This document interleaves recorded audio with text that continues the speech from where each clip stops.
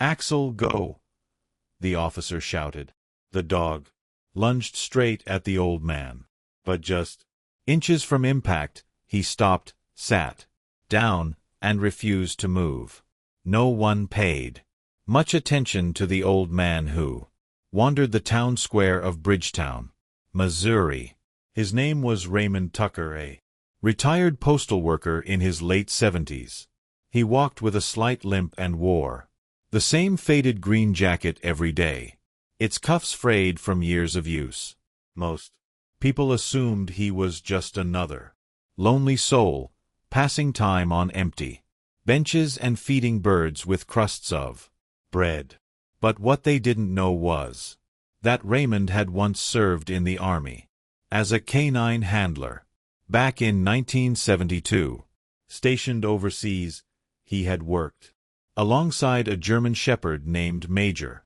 Together, they had patrolled roads, cleared buildings, and survived ambushes, until one day a landmine ended Major's life and shattered something in Raymond forever. He was discharged soon after. Since then he never owned another dog. Some losses, he once told a stranger, don't ever leave. They just sit with you. One chilly Thursday morning, Raymond stopped by the park as usual. The air smelled of cut grass in autumn. He sat on a bench near the playground, watching the children laugh and run. It brought him peace, even if he didn't speak to anyone. But this time, something went wrong. A nervous shopkeeper had called the police, reporting an unstable man loitering near children. Minutes later, 2 patrol cars pulled up. One officer approached cautiously while the other stayed back with a German shepherd canine named Axel, a sleek, powerful dog, trained for precision and obedience. "Sir, step away from the playground," the officer called. Raymond, hard of hearing, didn't catch the words. He raised a hand to his ear in confusion and took a small step forward. The younger officer misread the motion. "Canine unit, engage." Axel bolted. The crowd froze. A child dropped a toy. Raymond barely had time to register what was happening before the dog was upon him, and then nothing. Axel stopped just inches away. His body tensed, then softened. Instead of attacking, he sat down quietly at the old man's feet.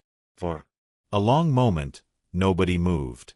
Axel leaned forward and nudged his nose into Raymond's hand. The old man blinked, stunned.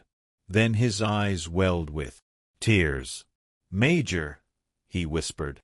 He knew it wasn't possible, but something about Axel, his stance, his gaze, the calm weight of his presence felt so heartbreakingly familiar. The officer tried again.